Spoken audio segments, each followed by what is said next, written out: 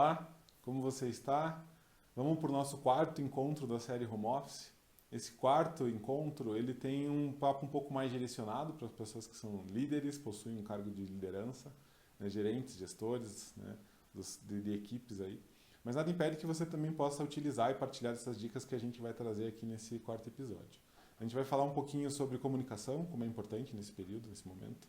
A gente vai falar de realizar reuniões diárias, preferencialmente, com as pessoas com quem você tem esse contato, com sua equipe. A gente vai falar também sobre evitar troca de e-mails, evitar troca de mensagens, né? Utilizar uma comunicação verbal, nesse momento ela é muito importante. A gente vai falar um pouco sobre não realizar o microgerenciamento de atividades, realizar conversas individuais com as pessoas, de preferência semanalmente. E também a gente vai falar um pouco sobre criar uma janela produtiva, né? Eu tenho dito que isso é muito importante também. Então vamos lá, são 6 dicas, né? A ideia é partilhar aqui um pouquinho de cada um. A primeira, começando, obviamente, não podia ser diferente. A comunicação nesse momento ela precisa ser muito, muito certa, muito assertiva. As pessoas precisam se sentir munidas com informação para que elas não sejam pegas de surpresa. Então, mais importante do que você trazer uma boa informação, né, passá-la com confiança, por mais difícil que seja a mensagem que você precise passar, ela precisa ser muito assertiva, né? Ela precisa ter informações, dados, as pessoas precisam acreditar naquela informação que você está trazendo, e isso é muito importante.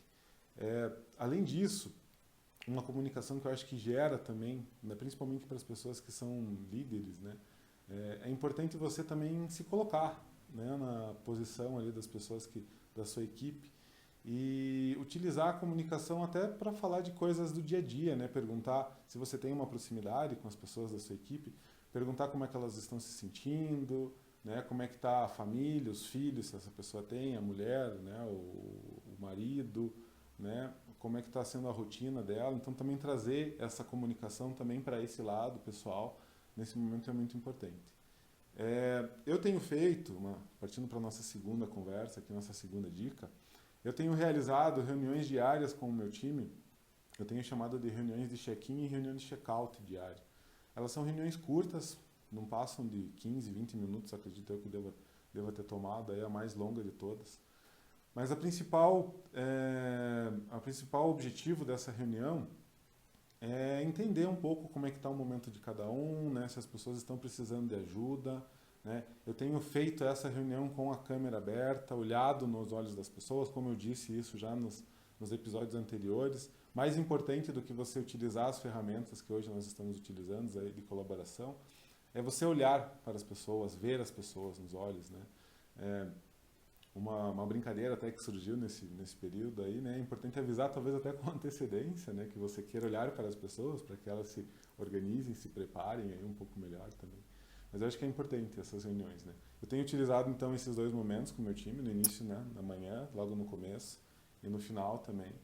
Um pouquinho para entender como foi o dia, como que tá, quais são as atividades programadas, se eles precisam da minha ajuda, né, de algum suporte nesse sentido também. Né, conversar com algumas outras pessoas, algumas outras áreas. Então são 2 ferramentas, né, reunião de check-in e reunião de check-out, para passar como foi o dia, né, planejar um pouco, entender um pouco o que vai ser realizado e chegar no final do dia e poder ver o que foi realizado, o que ficou, como que são as atividades, como que foram as atividades e se colocar à disposição do time. A gente tem, partindo para a nossa terceira dica aqui, o mundo que a gente vive hoje, a gente tem N ferramentas de comunicação não falada, né?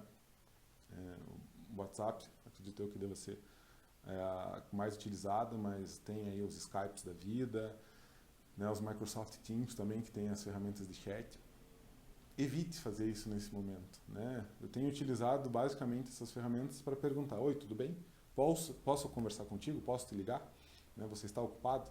Basicamente para isso. Tenho evitado de ficar querendo trocar muita informação, muita conversa, né? Nesse momento falar com as pessoas é muito importante. E existem estudos aí que falam também, né, que a comunicação falada ela é simplesmente só 28% mais eficaz do que um e-mail, né? Então, se você não leva em consideração isso, né, então preste atenção, né, como é mais importante, né, o tanto de tempo que você vai economizar se você realmente ligar para a pessoa e perguntar, né, conversar com ela.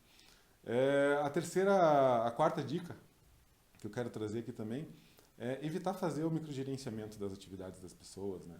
Se você delega uma atividade, se você delega uma responsabilidade para aquela pessoa, confie que ela vai realizar aquilo, né?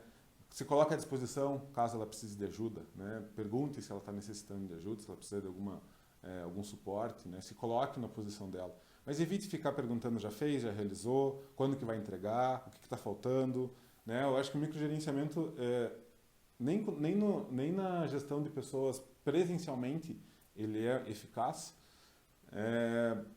Nesse momento onde cada um está aí tendo a sua realidade, né, na sua casa, né, alguns com família inteira, alguns com criança, tendo que se preocupar com a educação dos filhos, por exemplo. Realizar o microgerenciamento não vai ajudar nesse momento, né? Então evite fazer isso, acho que vai gerar...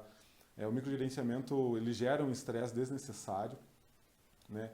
E eu acho que passa uma mensagem que você não está confiando no trabalho daquela pessoa, né? Então tente não, né? Confie se aquela pessoa faz parte do teu time, confie nela, dê as tarefas e se coloque à disposição caso ela precise de ajuda, né? Não faça o gerenciamento. Outra boa prática que eu tenho realizado também é realizar conversas individuais. Independente se elas são oficiais, né, possuem um horário, um dia para acontecer, eu tenho tentado fazer conversas individuais com todas as pessoas da equipe com quem eu trabalho, né? Aproveita ali talvez até para trocar alguma informação sobre algum projeto, sobre alguma tarefa, sobre alguma necessidade, sobre alguma ajuda que essa pessoa precise. Mas se colocar à disposição, ter uma conversa como se fosse, né, um face-to-face ali com ela, principalmente para você entender qual é o momento que ela está passando naquele momento. Talvez nessas reuniões onde está o time todo, ela se sinta um pouco, principalmente aquelas pessoas que são um pouco mais acanhadas, né, tem um pouco de vergonha de se expor.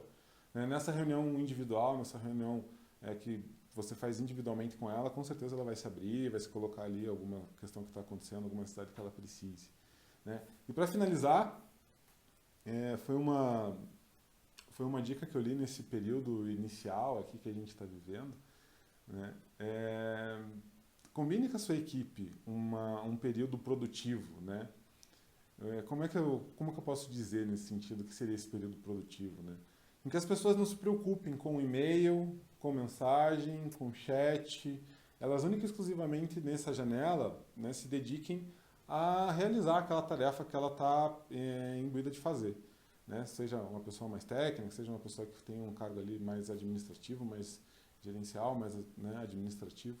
Então, ter esse período, né, eu batizei de período produtivo, eu acho que é importante porque as pessoas entendem também que até você precisa desse período, né? Ali onde você vai fazer talvez as suas reuniões com as pessoas, né, com seus pares, com seu gestor também, né? Então esse período produtivo, né, normalmente eu tenho usado ali das 10 até as 2, 3 horas da tarde, né? E daí eu procuro fazer essas comunicações, essas reuniões fora desse período, né, para que as pessoas se dediquem única e exclusivamente à realização de atividades, né, e elas não se preocupem, não tem uma preocupação além de realizar aquela atividade e que ela possa realizar da melhor maneira possível.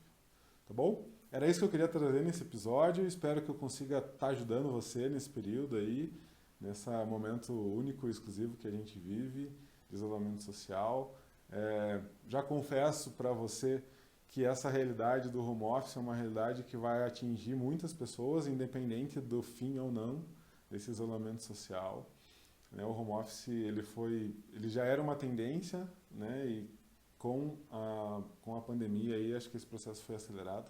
Existem estudos aí de empresas aí que já estão estudando reduzir a quantidade de posições físicas, e o home office veio provavelmente para ficar por muito tempo.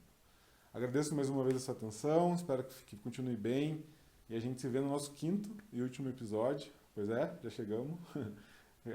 Construímos, né, esse caminho aqui. E tem sido uma experiência muito legal partilhar tudo isso contigo. Então a gente se vê no nosso próximo e 5º, último episódio. Muito obrigado. Tchau, tchau. Continuem se cuidando.